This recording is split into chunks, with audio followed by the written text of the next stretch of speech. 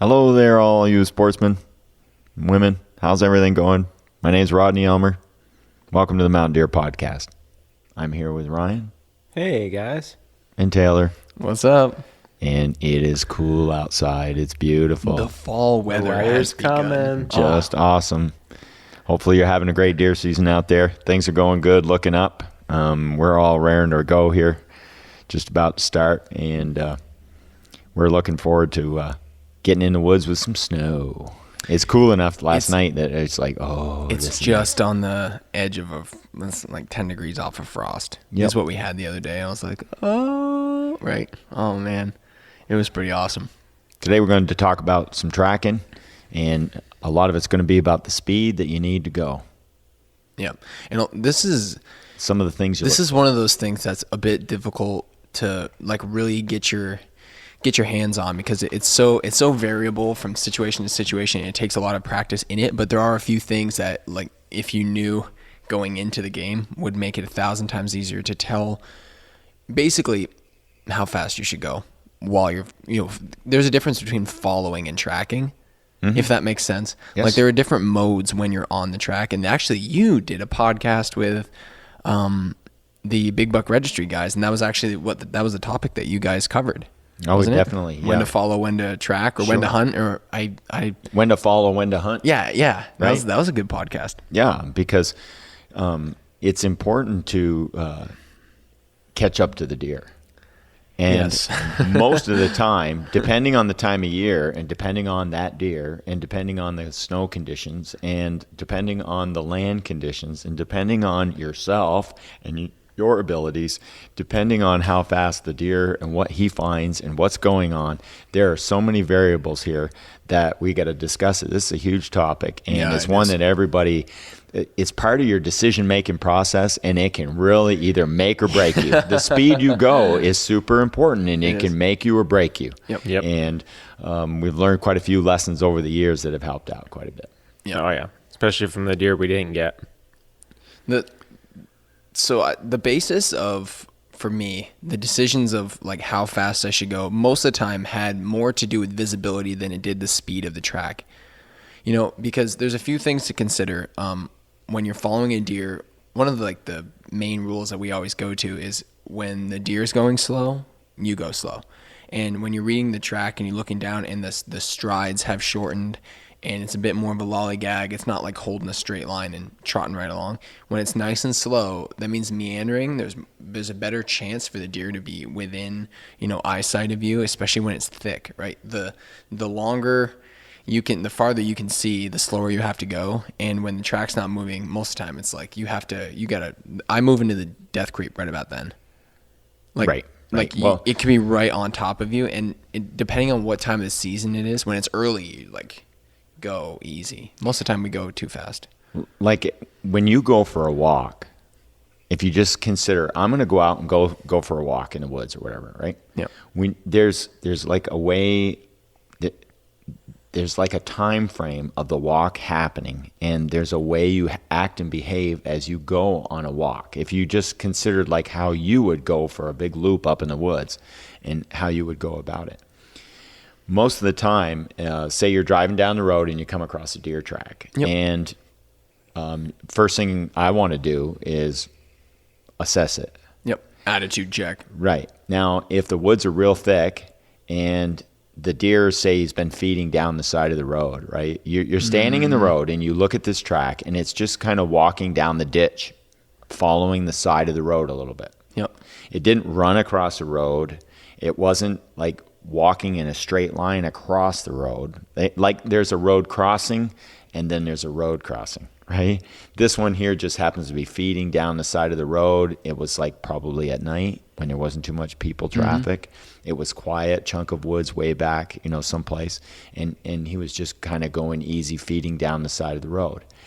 If I'm going to assess a track and it's really thick area, the woods are thick and I can't see very far, and I want to pull up the track. I don't want to make tons of noise, right? Especially with some brand new snow, and the buck is just walking easy down the side of the road.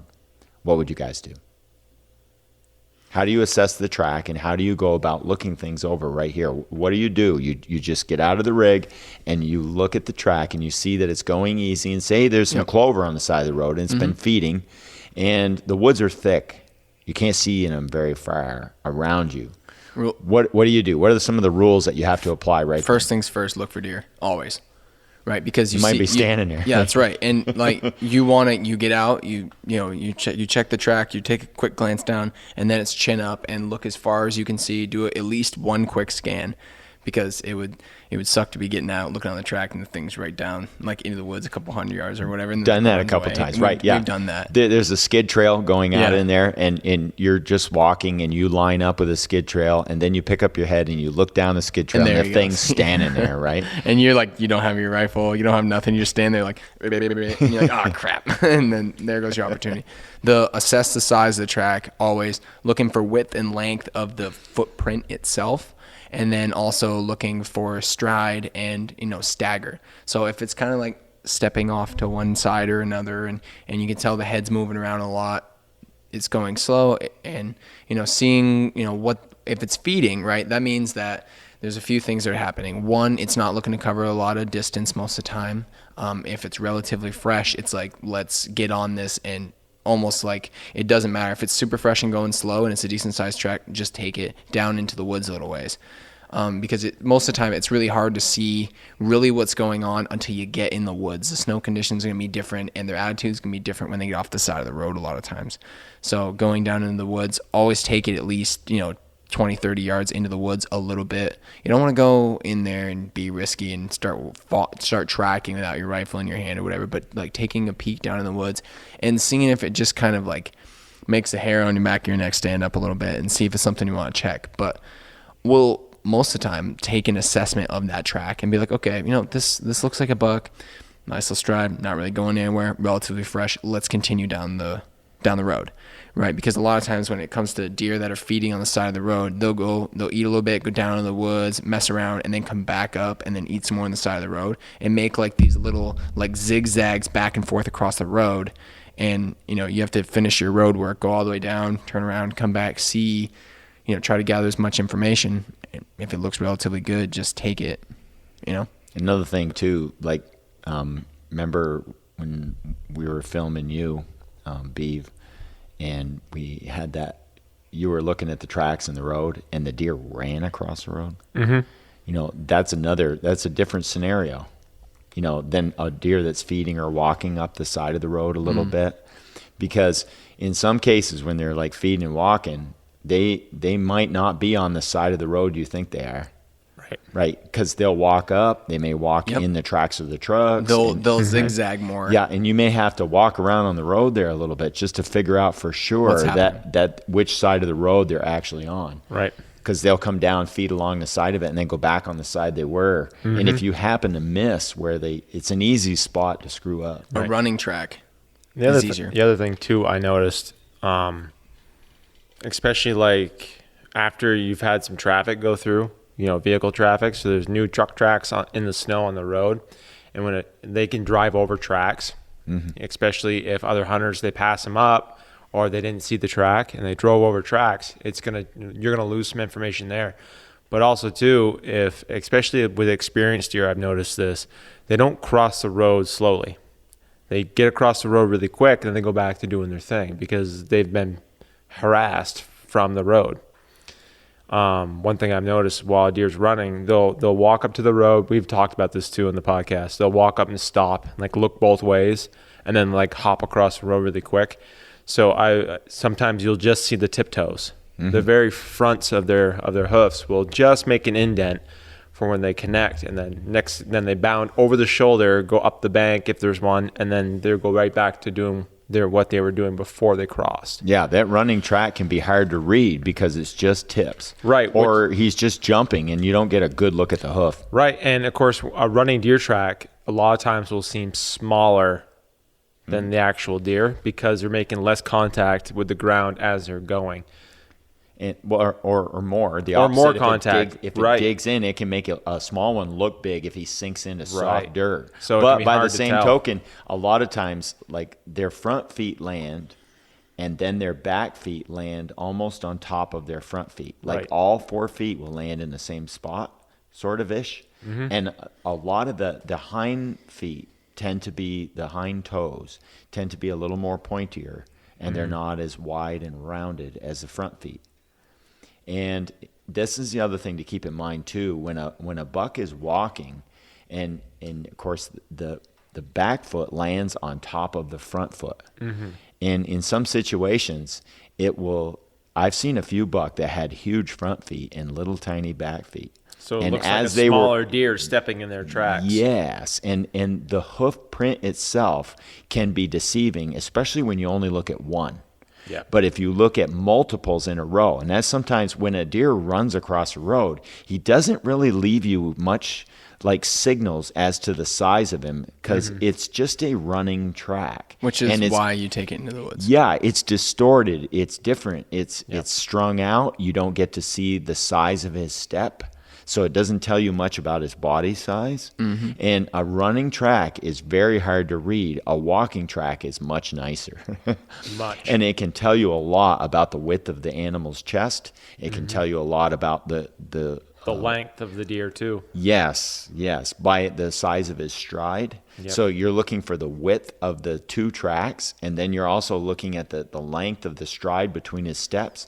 And then, of course, there's the front and the back feet. There's some variance in those. And you need a whole string of information. And when you just are, one runs across the road, he doesn't leave you squat. No, like you can't tell squat from one print. No. You can't. Now, I don't know how many times when you talk about old tracks and fresh tracks, when we're driving, say we drive up a dead end, we turn around and we come back, and as we come back, there's a brand new track running across the road. It wasn't there 20 minutes ago. Right. And here's a brand new track. Now, he could have been standing there and he heard your vehicle coming and he ran across the road. Right? Now, there's not much information because it literally is a brand new track. It ran across the road and you really don't know what you have. Yeah. Do you want to go in the woods on wherever he went? No, you go where No. he came from. I want to Know what his stop the attitude rig. was before he crossed the road. Right. Whether he was already running or he was just moseying and stopped because he heard you coming. Not to mention, I don't want to go in the woods if he's right there. Right. I don't want to spook him. So it's like I'm not going to go in that side to assess him. Right. I'm going to go in the side he came from. So I'm going to go backwards on his track a couple 300 yards. I know I won't run into him. Right. But say it's a doe and the doe ran across. And the buck's coming. Right. You I stay still on the want my backtrack. gun with me. Yes. Right? Because it might be a running deer just crossed the road. Right. It Right? could be a smaller buck being chased by a bigger buck. And while too. I'm assessing this running deer track that went across the road, the buck might come running right into my face, right? Listen to this guy. If Jimmy were here, he would want me to say this. Dad goes into the woods like 75 yards with no rifle, and Jimmy's like, one of these days it's going to be standing there and he's going to walk in there without his gun and it's going to go whoosh and run away, and I'll tell him I told him so every time we'll get out, and Dad's like, nah, it ain't right here, right? He just knows. So he looks down, he's like, nah, we're fine. And Coco Puff's like, all right, and he's just like, I almost think he's hoping for it one of these times. You know what I mean? It hasn't happened lately. No, it's been a long time. He's hoping for it. I'm more likely to carry the camera and less likely to carry the gun. At Although this point, sometimes I don't even take the camera with me, and and there's some good stuff there. So like you want to assess: do I want to go in the same woods as a deer, or do I want to go back on the side he came from and just have a quick look at and see him walking a little bit?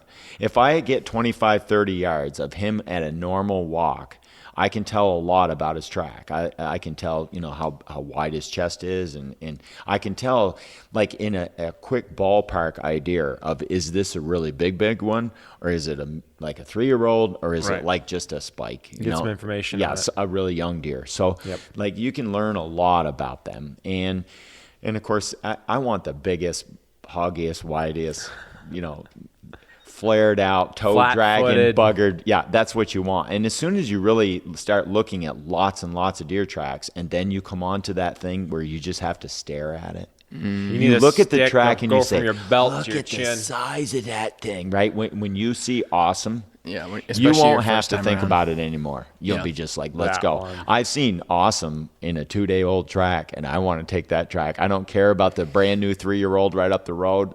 Look at the giant over here, right? Yeah. And I want to take the 2-day-old track just because it's a hoser, right? It's a big Just one. so you can spend the day looking at it. So then there's that moment where you do find a track, right? And everything lines up and it is interesting, right?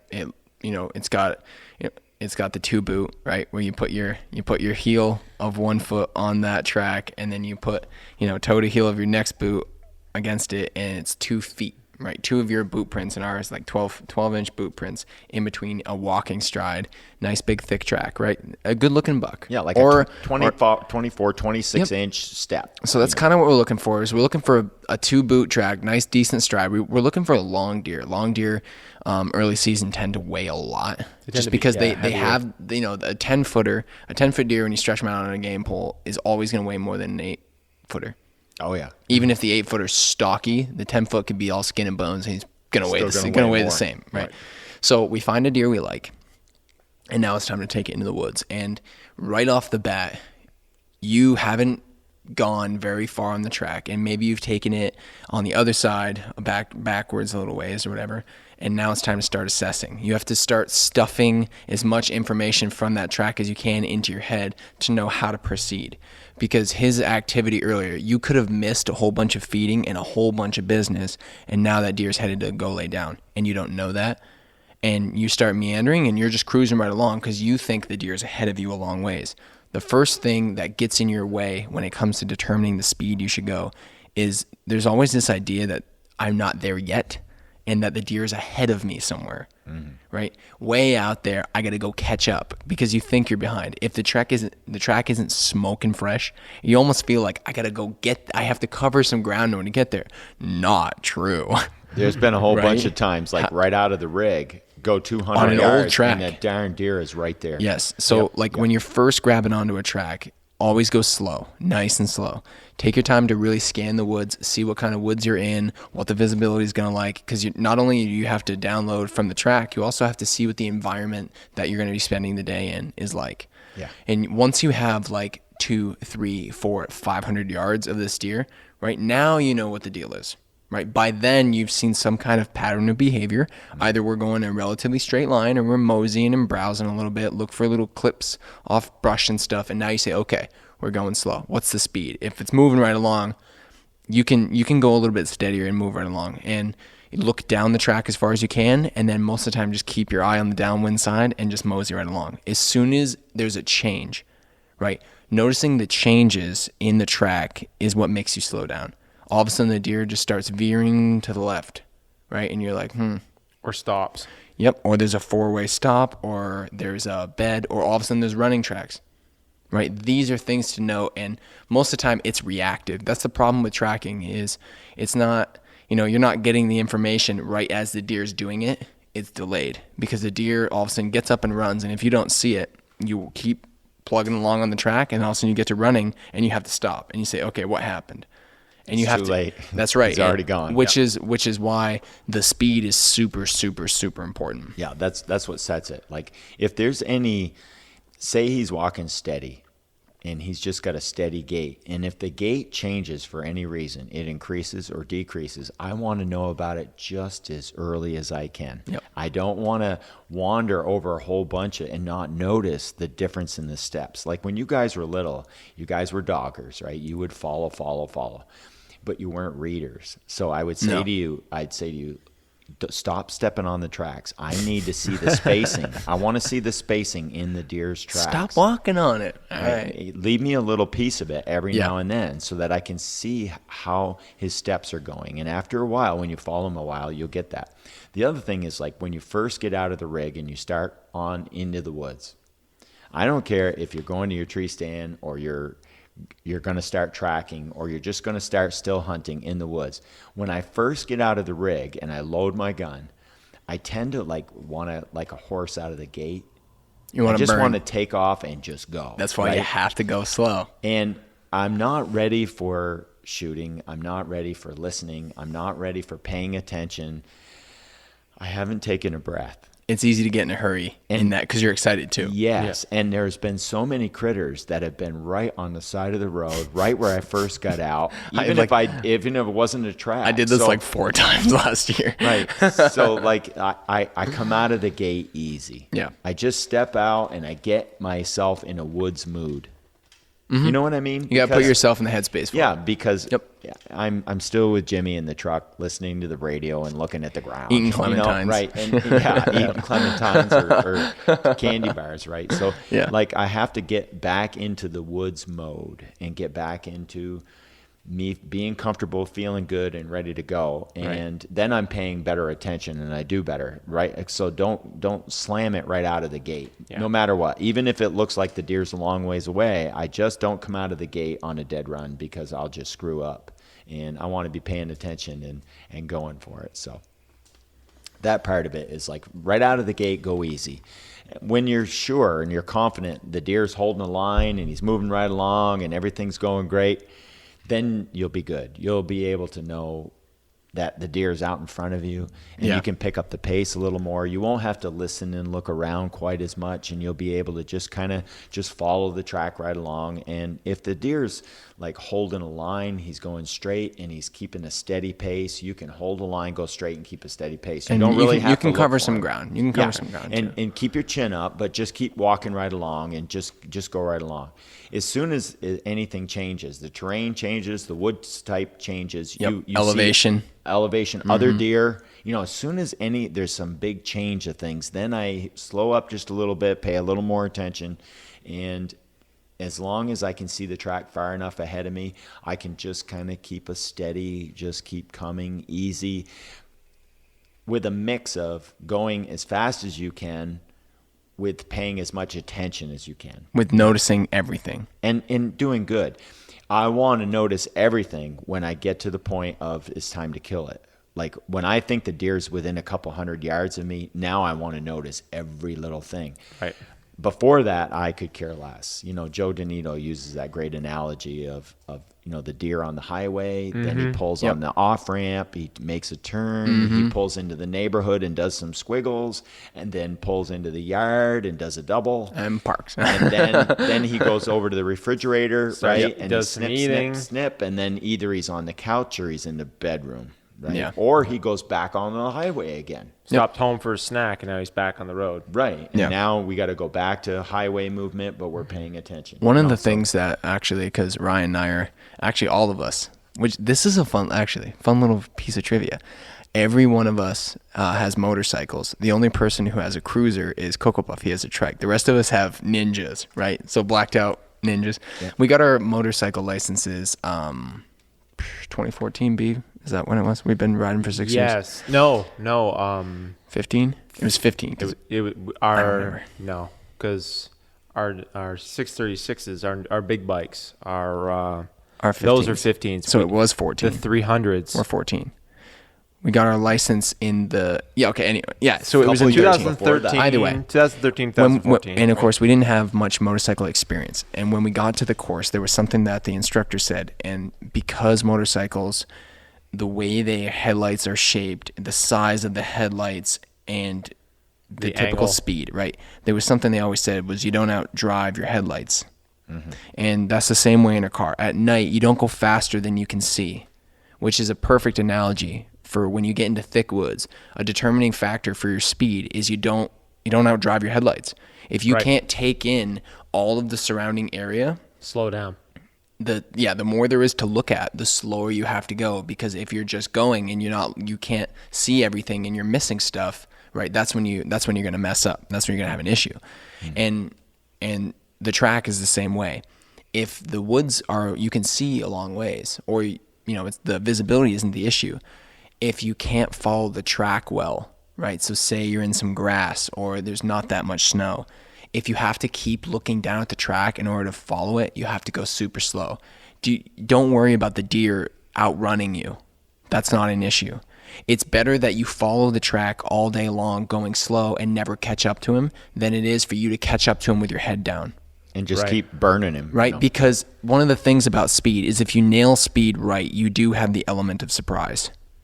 The deer doesn't know he's being tracked, and that's your best opportunity to meet him and maybe get a shot, right? And if you end up bumping him because you were going too fast, now he's on you. And shooting a deer that knows you're coming is an entirely different ball game than walking up to somebody who's on their couch eating Cheetos. Yeah, that's you know what I another- mean. Like, so like that's one of the things to keep in mind is I would rather never catch up to him than catch up to him with my head down or not paying attention and going too quick. Yeah. Part of that will be like how far you can walk. If you can't walk very far, should you track 100 miles an hour? No. You get burnt out. You're going to get burnt out. You won't go as far probably, and you're not using the space you have most effectively. And with your ability, you don't want to hit bingo and be at dark, and now right, because when you start getting tired and you're way out too far for yourself, that's when you start getting into issues. Oh yeah. The other thing too is how much day you have left. Right. As if you the get on day is track in the starting to afternoon, burn, right. you have less time because it gets dark at 5 o'clock. Right. So like if I know I'm going to be closing a distance and I need to meet the deer and I haven't met him all day and he doesn't really show signs of letting up. He's not showing any signs of slowing up much. I'm just going to hammer. I'm just going to hammer right along, and I at least want to meet him by the end of the day. I've had so many times where I just never caught the buck all day long. Yeah. And I went as far and as fast as I could, not even deer hunting. I was just following, and I did it for an entire day, done and I that. still never caught him. Oh, yeah. And Especially pre-rut. that first week or two in November, sometimes they're cruising looking for does, like on the 10th of November kind of stuff. They just don't let up, and they're just going, especially if it's cold weather. And a little bit of snow seems to want to make them like they're like kids on a playground. They want to go out and play in the snow, and they weather. just go, Yep. And then there are other times when it's really warm, it's 60 degrees, and they're not moving at all. And if I'm going 100 and say there's just no snow and there's some buck sign and there's a few scrapes and a few rubs and you come into it, boy, you want to hunt that sign. And it's warm weather, you want to hunt that sign and go easy. Just still hunt that nice and easy. Because you're going to catch him laying down. Yeah, and he's probably near his sign. He probably hasn't gone that far. And I know the last 3 or 4 years now, whenever we found early November rut sign, the buck was right there. Right. So we just went slow and easy and just hunted that spot nice and easy. So like the speed is everything. And there are other times, like when there isn't any does in heat, but it's close, like from November 10th to the 15th or 17th, where Depending on the moon cycle or whatever. but and the does are about to start coming in, right? And the big boys are really circulating, and they're checking doe group to doe group. Or say you're in an area with very sparse numbers of deer,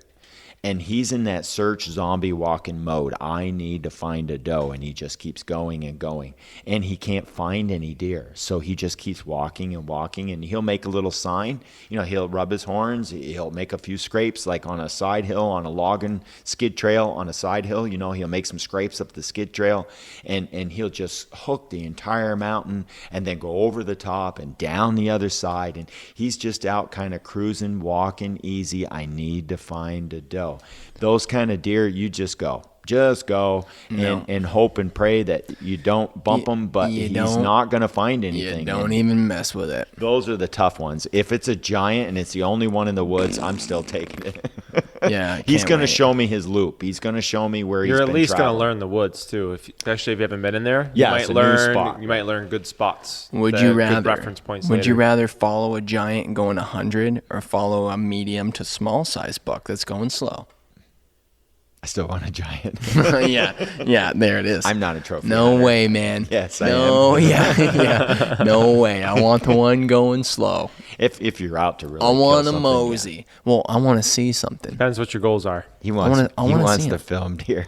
Yeah, that's he right. wants to see him. See, he doesn't care about shooting deer. He wants to get in camera. I do. Yeah. The other thing that changed speed a lot is when there's more than one deer, I go slower, because. And it's not necessarily because they might be hanging around, but because if they do stop and you do end up closing the gap, you got twice as many scents that you have to fight. 2 sets of eyes, 2 sets of ears, 2 noses. You don't want to mess with that, and you have to creep. And there's more to pay attention to, because if all of a sudden you see a deer, it's like, oh crap, there's one. right? And where's the other? And now you have to pay attention a bit more. There's more to see. There's more deer to notice, but there's also easier to notice you and then have. Whew. Sure. So number of deer, the more deer there are, the slower I always went. I like a buck going easy by himself. That's way better. You can just stay at a, slower-ish walk and just kind of poke along and nice and easy. And I find that staying steady sometimes works better than the crunch, crunch, crunch, crunch, stop. Yes. Crunch, crunch, crunch. Because that tends to draw a little bit more attention to yourself than just kind of like moseying right along. So nice and slow and steady has worked like magic. Really good. It has. It's kind of like, it's a moose walk is what we call it. Just kind of Just keep coming. Yeah. And that seems to work really well, especially on moose. Moose don't freak as much. Moose don't like the walk, walk, walk, stop. No, they The don't. walk, stop. They would rather have you walk up and literally walk into them than to walk and stop. It's because Part they of can it, pay too, attention to you. Part of that walking pace thing too, though, is how good you are at spotting things. If you're not good at spotting critters, you don't want to walk steady and just keep coming all the time because you'll spook everything. Like if you only see things when they run and you're not seeing it beforehand, You need to stop more often. then you got to slow down a little bit. You want to look. You want to notice how effective you are at seeing game before you disturb it. And if you're seeing it only when you disturb it, you got to slow just a little bit. There's that fine line, and you'll learn that over time. It takes time to do that. Well, the training your eyes and in what kind of woods, this is like, it's back to the headlight thing. And it's not necessarily how far you can see and what there is to look at, but it's how trained your brain is for picking those things out of the woods, like a sliver of, right? The people that can just see like the tip of an ear. It's like, what the hell? Jesus. And pick it right out. Yeah, and they're like right there, and I'm like, I don't see it. what are we looking at? I'm like Jimmy. As soon as the tail goes through the air, I'm like, there was a deer. Told you. Totally saw it. The other thing too, when you're tracking a deer, you're going along, and you kind of start, like, your mind starts to wander a little bit because you haven't seen anything yet. It's even like zombie walking. And you start to pay a little less attention than you normally do. Just stop. Oh yeah, take a break. If you're gonna fluff off, just stop. Just do it in one spot because No flip flopping. don't Don't go exactly. steady if you're not paying attention. Right. Basically, Right, because you'll just walk right As up soon to as it. you You're start heading to down. just like you're heading back to the truck and you're just I'm leaving the woods now. yeah.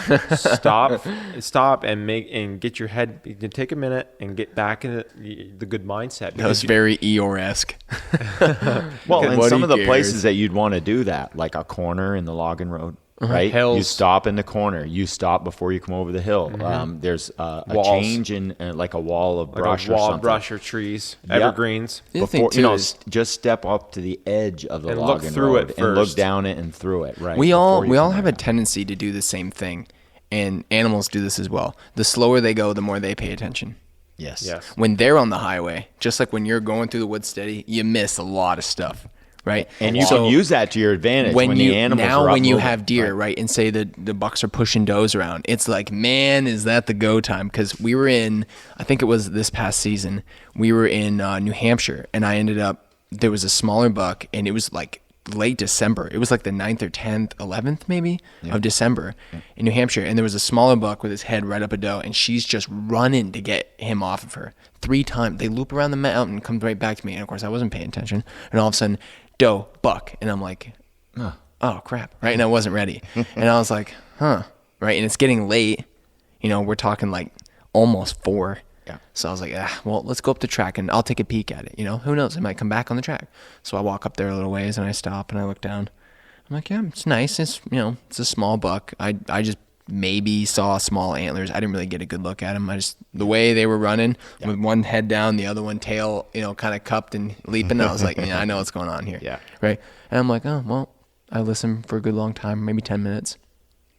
And I was like, well, that's the end of that, right? So I walk back because it's deep snow and it's kind of wettish. So I walk back to this little 4-wheeler trail that I was kind of walking up, and I go a little ways and it's all these thick hemlocks, and then I hear crash, crash, crash, crash, crash, and all of a sudden, whoop, right back through the hole. And I was like, I wasn't ready again, right?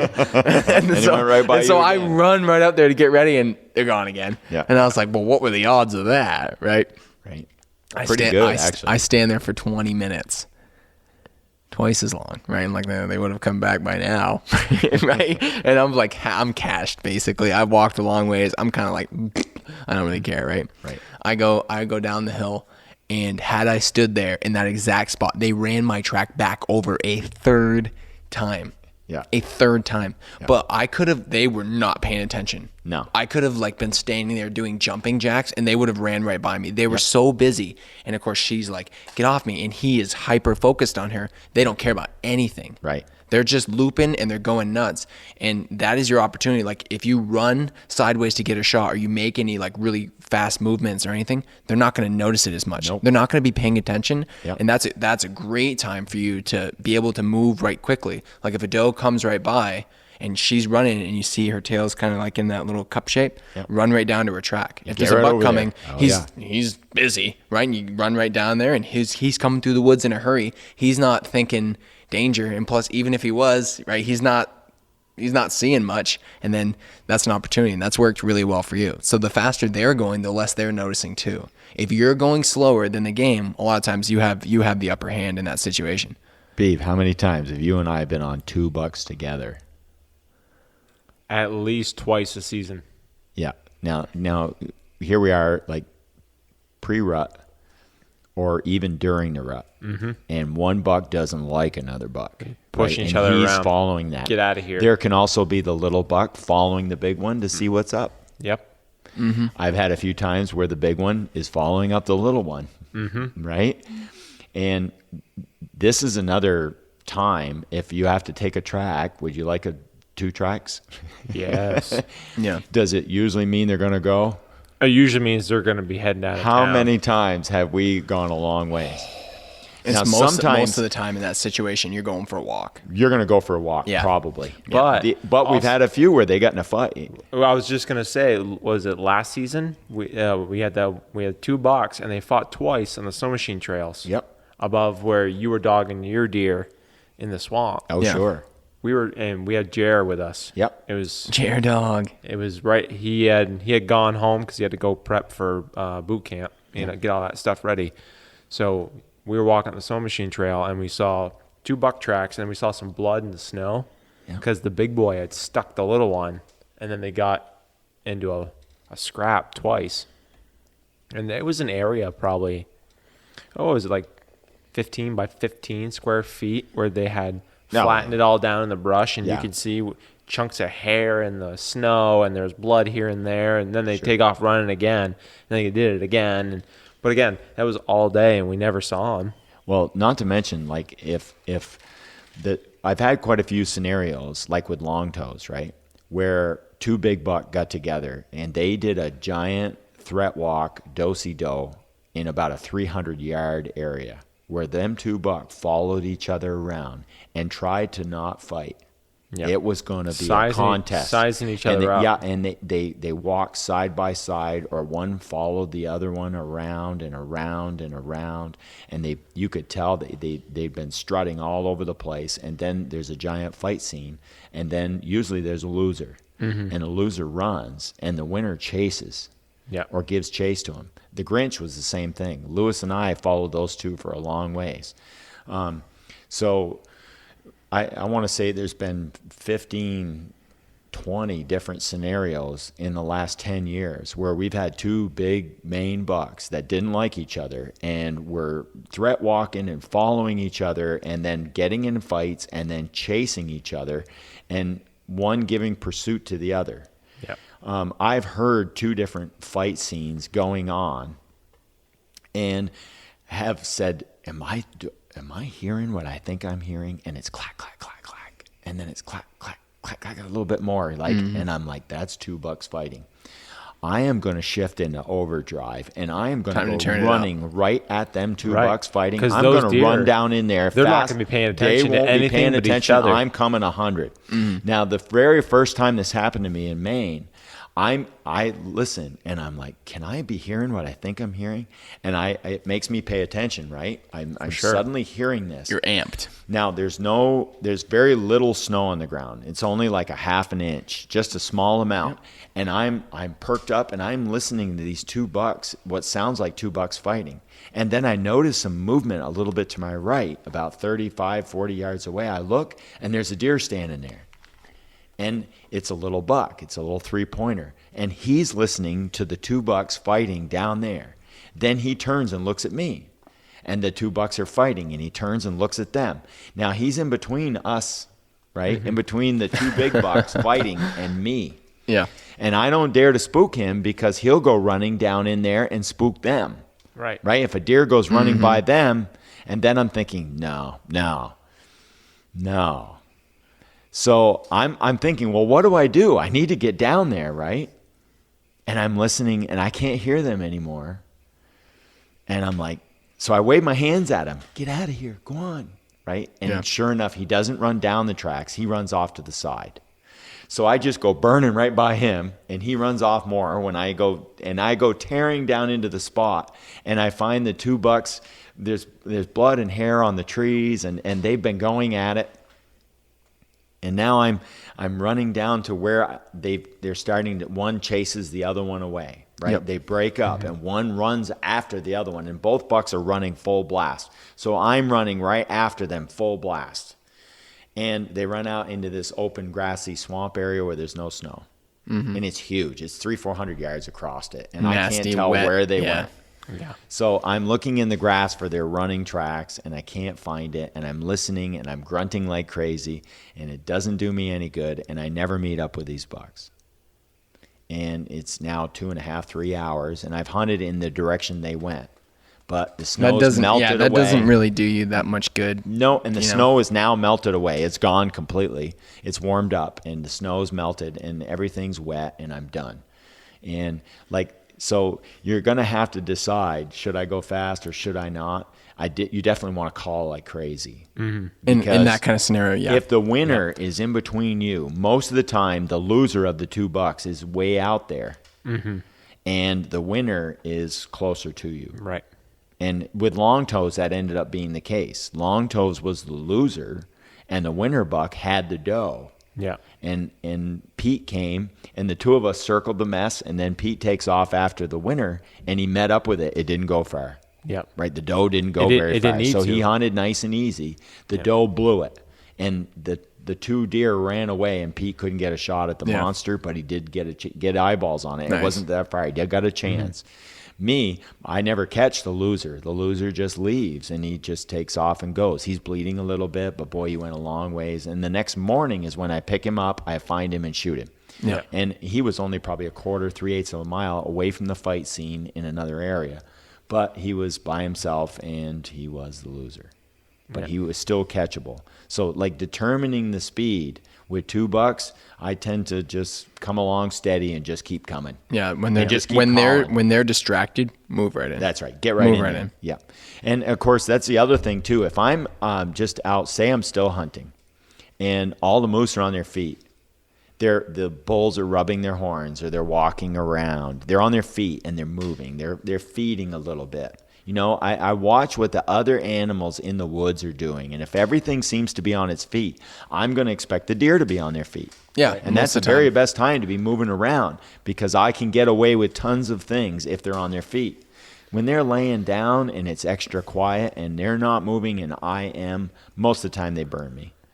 They get me and run off. Well, they have the home field advantage too. That's right. They've got more senses. The other thing that's going to make a difference is your weather conditions for speed. Yes. The times when I like to move right along is when it's really windy, right? Because when the branches are going and things are happening, snow is moving around, you have a chance to kind of sneak right along, because your movement is kind of masked by the rest of the woods moving. Mm-hmm. Deer tend to be a little bit more on an edge then, because they're kind of I can't, right? I don't know what's happening around me. They'll seek refuge in each other, and they'll want to be in more open spaces so they can see. They're not going to be hunkered right down I've found If that they to be do, the case. if they do want to seem to be hunkering, it'll be in a quiet area. Yes, so they can still hear you coming, Yes, they can but still pay you attention. can close the gap on your track when it's really windy and nasty, or if it's really snowing. If the weather's harsh in any way, I like to move right along. When it's quiet, Yeah. the dead silent super crunch, you move moderately slow but steady, because there's really, on crusty snow, that's always the worst. But if it's just quiet and everything's still, I move just kind of steady and I stay relaxed. One of the other things too is, even if you're moving along quickly, you stay relaxed. It's imperative that you stay chill. Yep. And the reason is that you are more receptive and you're more ready to react. Like Bruce Lee said something, he says, it's not about being tense, it's about being ready. And you don't want to be tense, especially when you're like, if you're getting excited and you feel like you're closing the gap and you're trying to move right along, you have to chill out. You have to stay relaxed too. Because when you're getting excited and things are happening, now is when you step on sticks. And when you make the wrong move and stuff, you need to stay calm and move right along, right? You have to be in your kind of like your flow tracking state, Yeah, there's a zone there. There's a zone, and you just kind of like feel, and now. And if you feel like you should move right along, just do it. Yep. You just do it. Or if you're like, whoa, hey, I got to stop. You just stop. The other thing that matters too with speed is wind.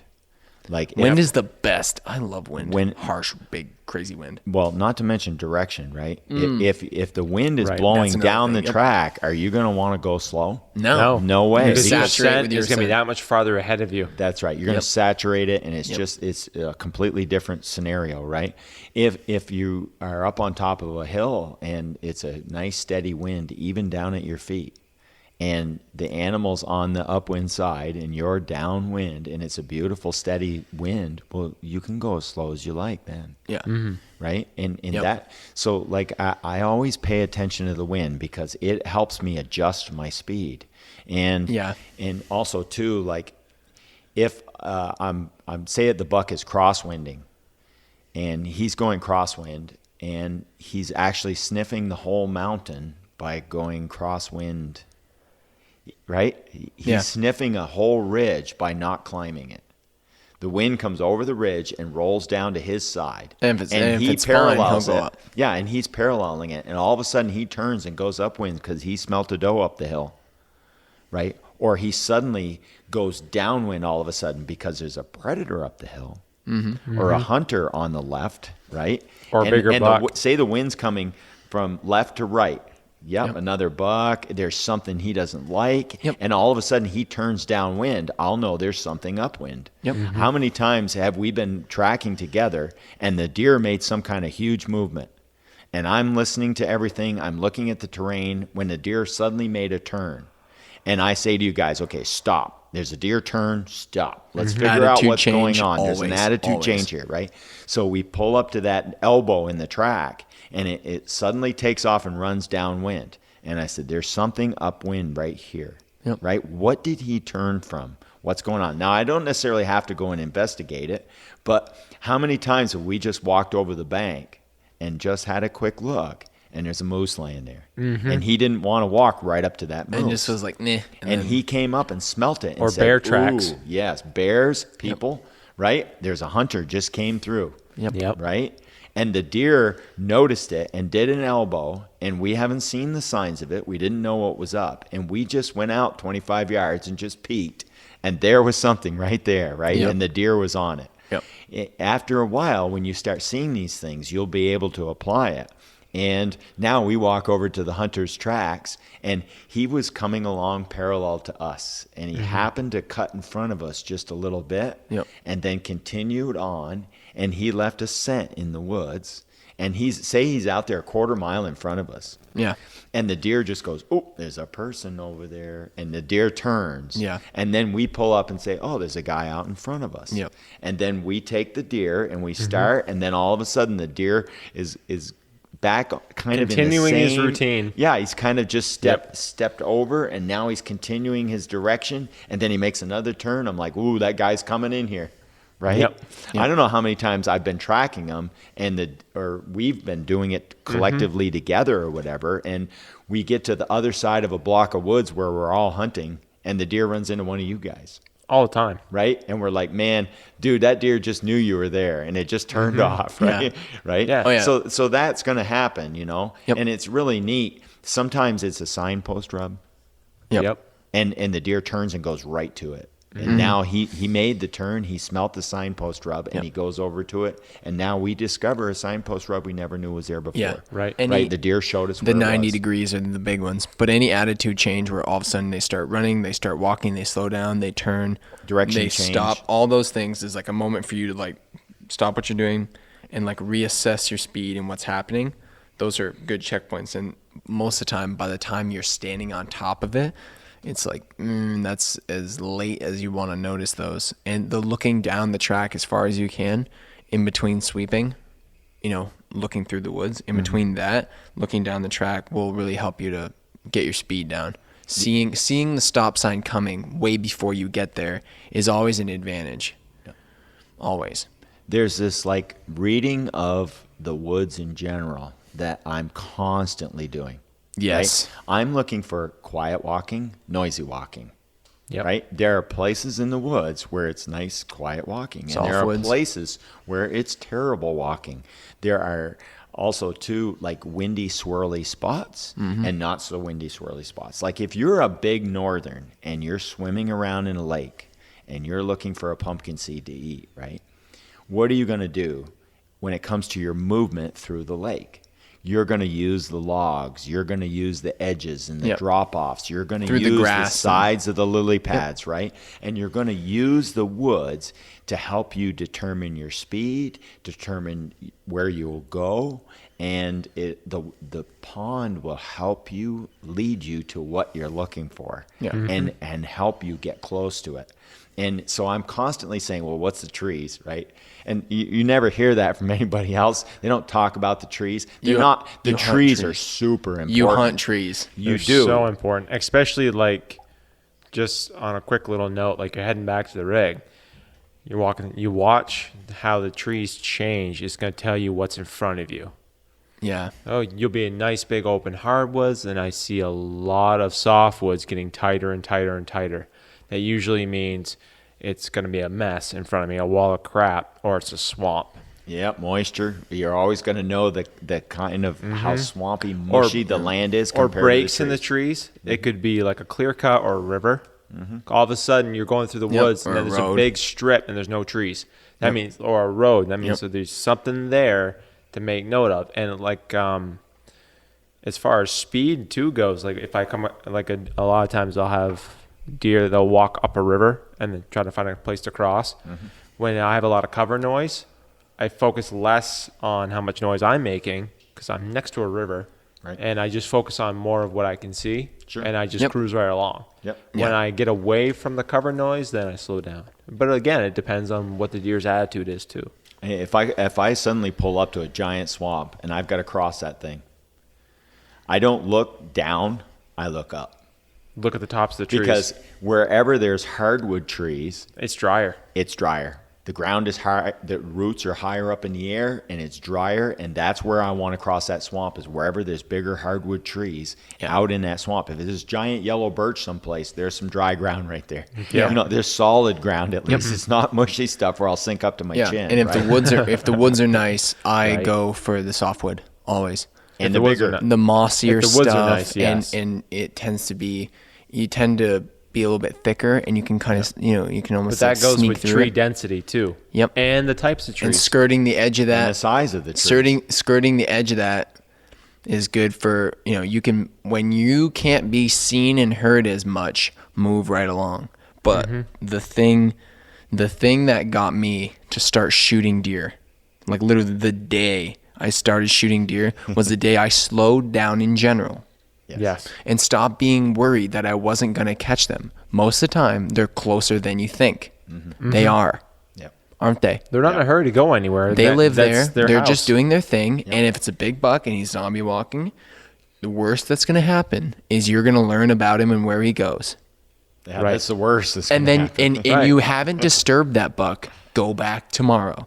Yep. He will probably be back, right? Max, a 3-day loop. max. He will be back. He'll be back. He's right. He there ain't going somewhere. 200 miles. Right. He'll be back. Sure. So it's go slow, pay attention, keep your eye on the track, but don't stop looking for deer. That is it. That's like right there. That is the speed determining deer killing formula right there. What's helped me too. That's it, isn't it? It is. Right. What's helped me with tracking deer, if I'm on a deer track and he's safe, we'll use the zombie walking as an example. I know he's ahead of me. I'll stop for a minute, get my bearings, and I'll look as far ahead on the track I can see, and then I'll pick a marker that's on the track, whether it's a birch tree, a big rock, or something. And I know, okay, the track's right next to that rock. I know he's zombie walking. I can see the trail. Now, I don't even have to look at the track anymore. Nope. I already have an idea. I already know his attitude because I can see even 25 yards ahead. Now, I'll just walk and keep my chin up. Yeah, and keep them shooting lanes Right. ready to go. Yeah, so you can see whatever's there. Because then if he happened to do a J hook and he stopped and watching me through these hardwoods, now I have an opportunity to see him as I'm going. Right. And I'm not spending so much time trying to determine his attitude because I already have the information. And I just keep in mind where that marker reference is for me. And I say, okay, well, I know the track's right there. If I just walk towards this tree, I know where the track is. Right. And I remember you telling us that if you lose the track once in a while, it means you're looking up enough. Right, you need to be looking for deer. Right? You need to be okay. If you're in snow, you're not going to lose the track. You can't shoot tracks. You're You not going to can't- lose them. Right, and the deer can't fly. So if you do lose the track and you know you were on it at one point, turn around. Right. Just follow your track back. Yeah, you can figure it out. A bunch of times I've done that. I've been walking along, like, oh, I lost the track. Yeah. Where'd it go? And then I just stop, and at that point, stop. Right. Don't look while you're walking around because now you're going to miss something, whether it's new information on the track or if you can miss what he did, if he laid down, now he's watching you, or if there's another doe or a moose, it gives you better opportunity to reevaluate what's been going on. Yeah. The other thing is a lot of times, like when you're first going into the woods in the morning and it's like darkish, and you're going out, right? I want to read the canopy of the trees in front of me so I know the kind of woods. I want to know how solid it is, how solid the ground is, especially if I'm down low someplace, the bottoms somewhere.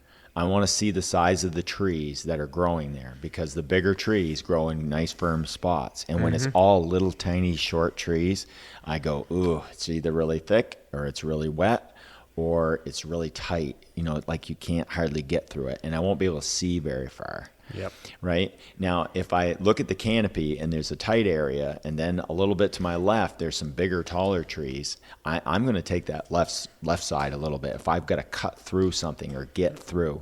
Yep. And in low light situations, your canopy tells you what's coming up ahead a lot more. And so I do a lot of my looking down while I'm walking, but I also am looking out to where I want to travel next to pick the spot to make it through those woods. Right. There's a lot of places like where the bigger trees will be where the beaver dam is. Yes. Like if there's a big swamp and it's open and grassy, that's where it's watery and mushy, and boy, you want to be careful. That's the swamp that you fall into. And when I look on the downhill side where the water runs, and I look for those bigger trees, the dam will be down where that solider ground is, and there'll be trees by that part of the dam where it's probably crossable. And a body of water. Right. And now say the deer shot out across that swampy grass or whatever, Yep. and I can't go there, but I have to skirt the area to get to where he is. I'm going to go where the bigger trees are, where it's easier walking, and just do a big moon out around. And I'm not going to do it real fast either. No, take your time. Because if he did a hook out in that stuff, or say he went straight across it, but then did an elbow and laid down there someplace, a lot of times they'll go across some kind of a barrier. They'll go around a blowdown. They'll put something around them. Cross the river. And then feel good about their crossing that they made, and they'll relax. And they'll lay down. They'll listen, or take it feed. easy, and they'll be like, okay, time to park. And they'll park, and if I have left the track, now I no longer know what's going on. Right. I'm not seeing the signs that he's going to lay down because I've left it. So as I'm circling, I'm going to go kind of easy. I'm going to really pay attention because I could just bump him right there someplace. Right. Yeah. And so you want to watch That's out a for really that. good point too. If you're losing information, slow down. Slow down. Yes. Yeah, you leave that track and you hook like a little green knob, and looks like he's headed for that little green knob. Easy. Go kind of easy on it. Yeah. Use the terrain to hide you a little bit and to give you an advantage. Pull into the holes slowly. Step into the logging road easy. Look both directions. Look through. Look through Look the woods. through the woods before you come into an opening. And look into the openings that you're not in yet.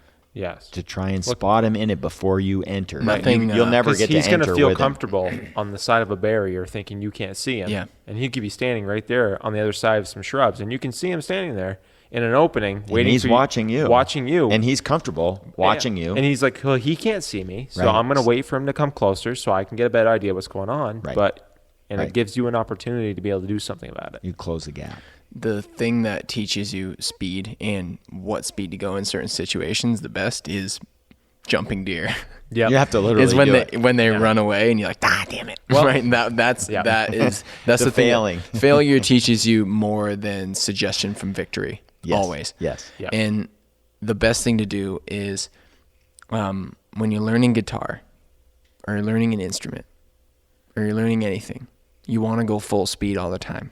Right? You want to start out going 100 and getting it all. Like Guitar Hero. Has anyone not been on expert mode and you turn that thing up to 100 and you got these notes flying at you a million and you miss most of them?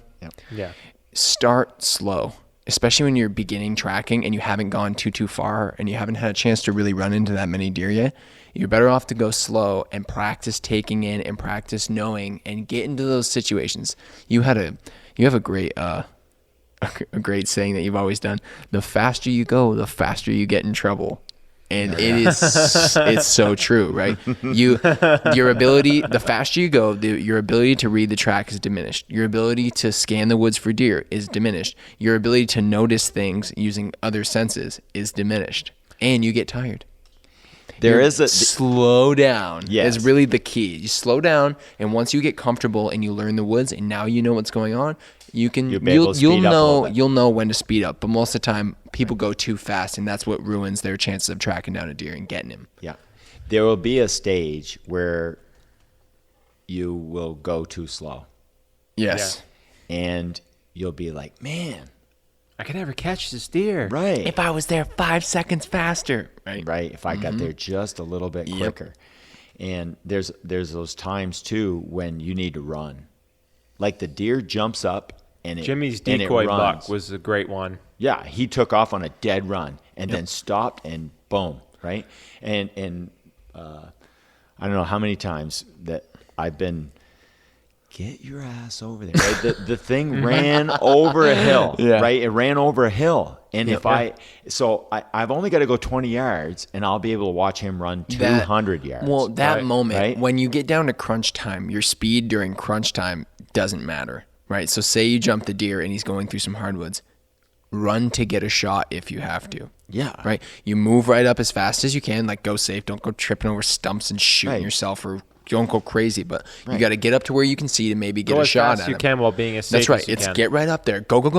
Like there's Right. been tons of times where he's hustle. like, go. And there's also been times where if you had stayed and slowed down rather than running up there to try to get the shot, you would have been better off. Yes. And there's no way to know that until after the situation goes down. Yep. But most of the time, running up to get a better view pays off more times than it doesn't, because yes. I always do. deer have a tendency to put something in between you and them and then run straight away. And if you move out to the side over here, right, now you have a chance to see them too. Right. Yep. I don't know how many times I've been 10 feet from a logging road. The thing busts on the side of it. Yeah. And like a skid trail, right? A fell buncher cut a hole, and he takes off on the side of it. He's 10 feet inside the edge of it. Yep. Mm-hmm. And I have moved into his edge a little bit. Yep. And he runs from me and then turns back into that opening. Yep. And instead of running towards him, all I need to do is run back to the Sideways. opening sideways. Yep. And when he busts out into that, I don't know how many of them have done that on me. Yep. They want the speed. They want to run fast. They need to get away, especially if I hit them really close. I bump him at a really busted close him up. distance. Yeah. And he needs the speed, and he jumps out into the open, not only to look back and kind of, But now he could run unhindered. yes, and he can go, and he's out in the open now. Yeah. Right. So it's You're- like, get your butt over Don't- there. Right. don't So I move. run the 20 feet. Yeah. And then now I've got my shooting lane. Just run to that shooting lane wherever it is. And I don't know how many of them have been in the really thick stuff. I ran to a shooting lane that I thought he might come into, and he did. And he came right out into it and then turned and ran straight down it like a Right. partridge, right? Right. How many partridges have you flushed when you have a rifle? Yeah. And if you had had a shotgun, you could have shot 10 rounds at him. Oh, yeah, definitely. Yeah. He busted out into the open and flew straight away from me down the Yeah. skid trail. Yep. And I could have shot 20 times, right? And here I am with a rifle. I can't do a thing about it. Yeah, too bad. And then when I do have the shotgun, he goes straight into the brush. Yeah. It's like, what the hell, right? You're, But that happens. And I don't know how many times I've told myself, get your butt over there, right? Yeah, hurry up. And I just told myself that, and it worked out well. Right. I've had a whole bunch of times I did it, and nothing happened. And there was nothing I It gives could do. it gives yourself a chance, and run diagonal. Don't run straight at them. Don't run to the side, because you don't gain. Running diagonal moves the woods the most. Yes. Because you're gaining ground, but also getting to one side. Yes. And whichever direction he runs to, like if he busts off to your left, run diagonal to the left. Find a shooting lane. Yeah, Yes. you move up that way instead of just moving to the left. It doesn't move you forward. You want to. It's most of the time An it's angle's the best. best. That's why like the queen and the bishop are some of the most deadly in chess. Sure. Diagonal moves, right? Right. That's like a fighter Yeah. pilot move. That's Instead right. of going head to head, you have a little angle on him. That's right. Yeah. When you mentioned, when it's time to get your hiney up there. When Jimmy shot the decoy buck in that clear cut, I shot the small one. You can watch that on YouTube. It's hilarious. The big one, when he was taking off, I'm in a giant clear cut. There's nowhere for him to hide. And there's snow. So I ran as fast as I possibly could without hurting myself up and over a rise, and I had an opportunity to see the deer. And I did that for a solid hour, just as fast as I could possibly go. And I did see the deer. I jumped him 3 times, but he never stopped. And the only opportunity I was going to have to even possibly catch him was just to give it some and to run after him. Right. But he was pretty stirred up. He was really stirred up. He just watched a buck die He right, was right stirred in front of yeah, him. Right. He was stirred up from Jimmy, and then he was stirred up from me. Right. And Yeah, we're in Vermont, and there was, 6 of us and like 3 other guys hunting in there. So there's like 9 guys in that one area right that- there. And And that deer were state going forest, everywhere. yeah. Oh yeah, and there was a ton of deer, and there was a doe in heat, and Right. 2 other There was a buck in lot there. going Yeah, on. there was a lot going on, and it was just crazy. But that's one of those situations where it's like, okay, you can either go easy or you have to hammer down. And that was a hammer down moment because that deer was so wound up, he was not going to stop. And if I went slow, I would have never had the opportunity to even see him. Yep.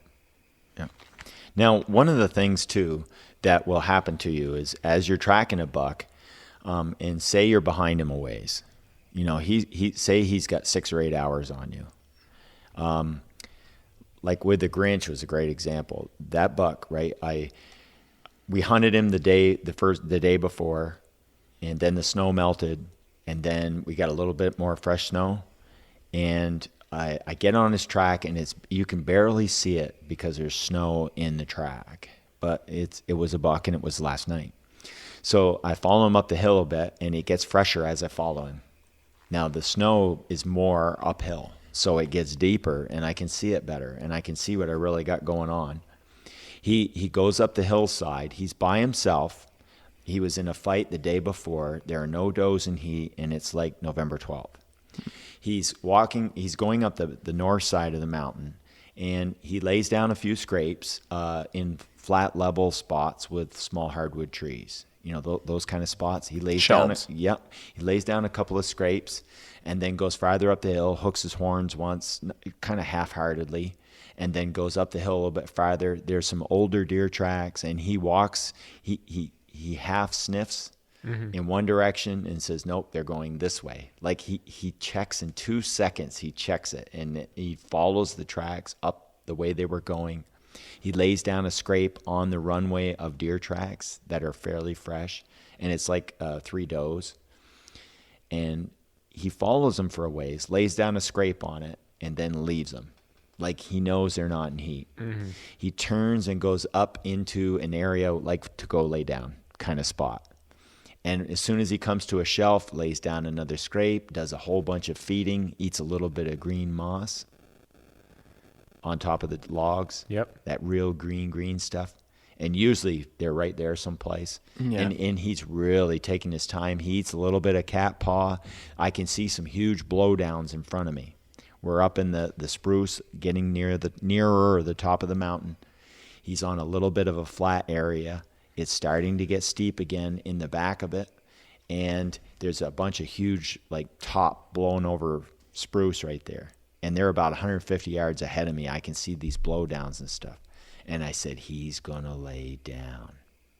But this is an old track, so probably it's just going to be a bed, and he's not going to be in it. It's going to be an empty bed. So I guess empty bed on the other side of them blowdowns, right on the end of the shelf.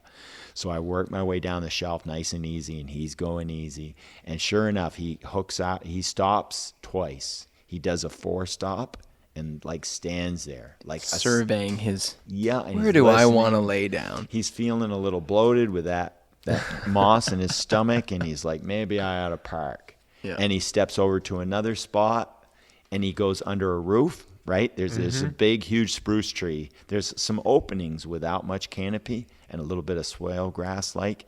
And then he steps underneath these big, huge spruces like a roof over his head, a little carport. And I thought, oh, he's thinking about it again. See right here, he pulled up. He didn't lay down, but he pulled up like he was thinking about it.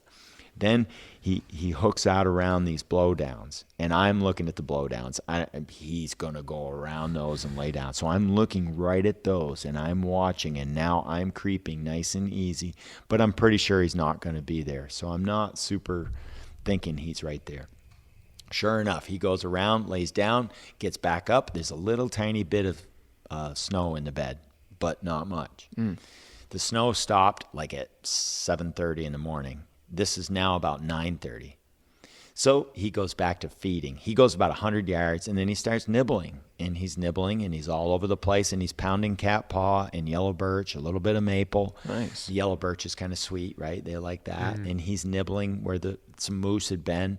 And he goes a little farther, and then I can see another little shelf on a rise about 250 yards from me. And I your said, eye on he's that. going to be on the second shelf right there. So I creep and crawl up through there, and now there's a lot more snow, and there's a crust. And it's like a pounding crust. And it's about 6 inches of snow with about 1.5 inches crust.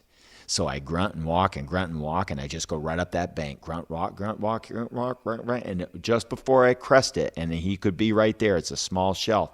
Just before I crest it, I stop and I stand there for 15 minutes straight, and I don't say a word. The wind is beautiful, and I can stand there as long as I walk. So I call, and I get right to where I could shoot him, and I stop. I've got shooting lanes. It's a good spot. I wait for 15 minutes, and there's nothing. And I'm like, I bet there's a bed, and I bet he ain't in it.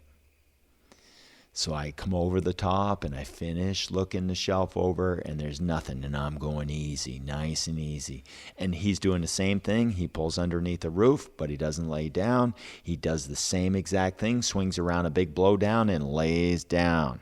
So we're developing a go-around blowdowns, and he usually stops once or twice to assess before he lays down. See, I'm developing a pattern of how he likes to lay down. Yep, that's good. Now the bed is just frozen and there's no snow in it. So I know that he got up the second it stopped snowing. Mm-hmm.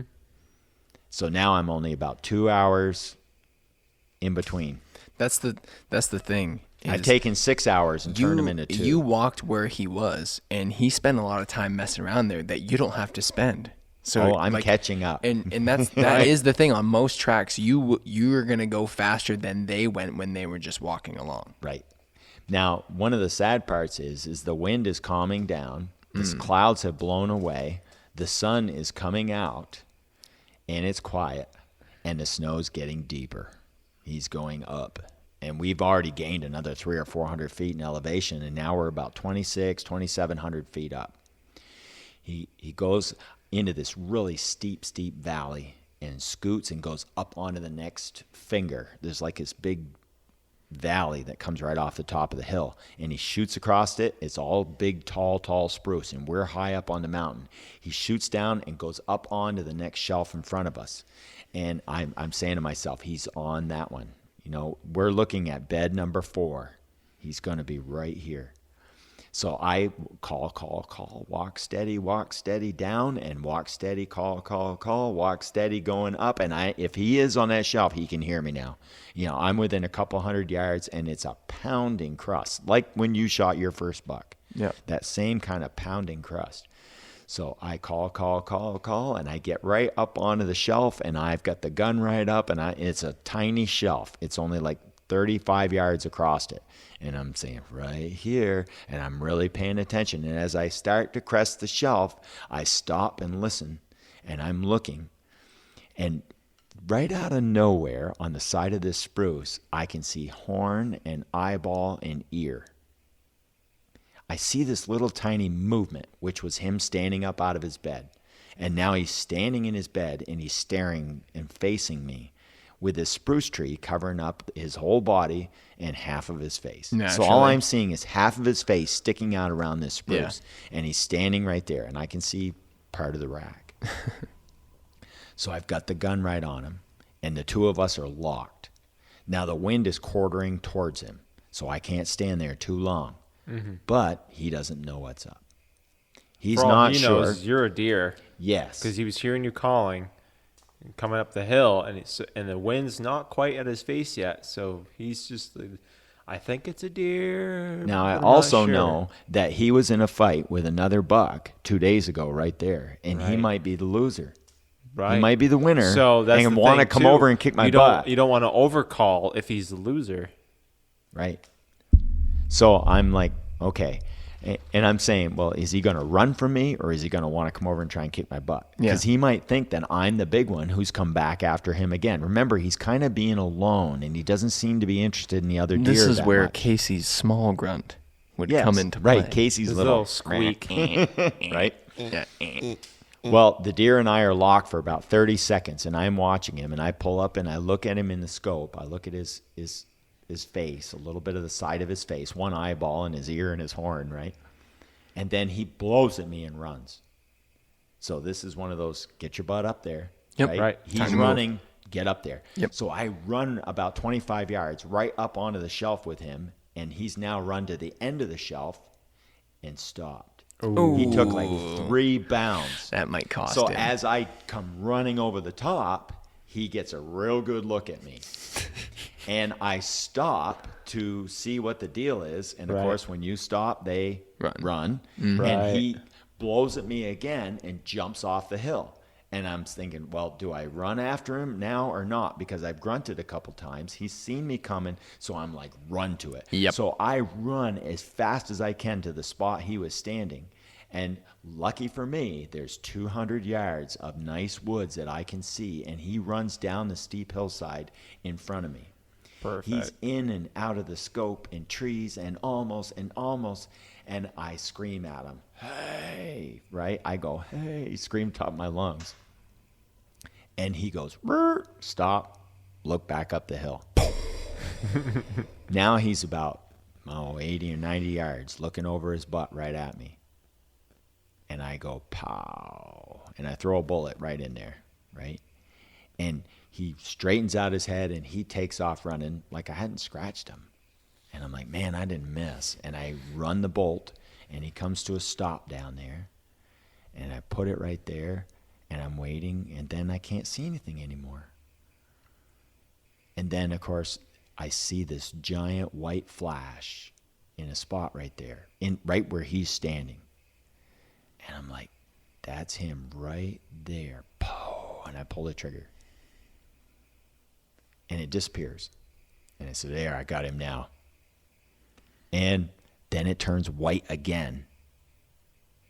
And now I'm watching. Now I'm like, what? I'm not believing, right? So I throw another shell in, and I'm watching. And then I take off running down the hill. I'm like, just get your butt right down there. I saw right where he ran, and I saw the blood. I could see the blood. From when I shot the first time, I could see red as he was running. I could see the blood. So Got him good. he's had the radish. He's not When going I get anywhere. down there, he's going to be had the radish. And I get down there, and I get to the spot, and I'm standing there right where he was when I shot. I'm now at that little tiny. There's just like a little bump on the woods, and he was standing on this little tiny bump. literally just like the size of the table. And I'm standing at that spot, and this giant chunk of birch bark swings around. The wind picks up and it blows, and there's a bullet hole right through that chunk of birch bark that was standing exactly where the buck was. And of course, it scares the crap out of me because I think it's the buck. All of a sudden, this is a piece that's probably 18 inches wide, and it's like 2 feet long. And the wind blows it, and it comes around the tree and goes whoof, right towards me, and there's a bullet hole right through it. I see the hole in the birch bark, and I'm like, oh, I shot that chunk of birch bark. So I walk up to the birch bark, and there's blood all over the place. Well, the buck had been standing right there, and when I shot, he fell down the bank out of sight. Oh. And then, of course, I reload the gun and I get back on that spot to see what I can see. And the birch bark blows in the wind, and I fire a shot right through that thing. And it all happened like in a split second. And I put another bullet right there, bang, right? So I'm laughing at myself, and there's even blood on the birch bark, right? And I'm laughing at myself for that deer being right there, and for that strange thing to happen in a split second when I just like put another one in there, right? It's right there. But it wasn't right there. He'd fallen down. So I look down on the ground, and there's this little bit of a drag mark. I see where the deer's dragging himself a little bit, and I go around and I walk down to that spot, which is only like 10 yards away. And I come around the corner, and there he is looking at me right there, and he kind of staring off into space, and he's breathing his last, and that's the end of that. But if I hadn't picked up the pace and moved at the speeds that I moved at, I wouldn't have known and predicted the beds. Right. I would have scared him or scared him more. But also, too, I would have never gotten that deer if I hadn't taken off and told myself, get over there, right? And run to that spot. Get your butt over. Get yourself an opportunity to take a shot. That's right. The speed changes based on the situation you're in. Yeah. And if I hadn't used the speeds I had, I would never. It's going to take practice for you guys to kind of, figure out when's a good time to go fast, when should you be going slow. But of course, doing it is the best teacher, and hopefully you guys found some of this pretty helpful. I know this is kind of what we've done the hard way, right? Learned it all. And thank you guys so much for tuning in. We'll get back to you pretty soon from all of us here at Mountain Deer in Northfield. We'll talk to you later. Happy hunting. Reach out on social media. Good luck, guys. Get a big one.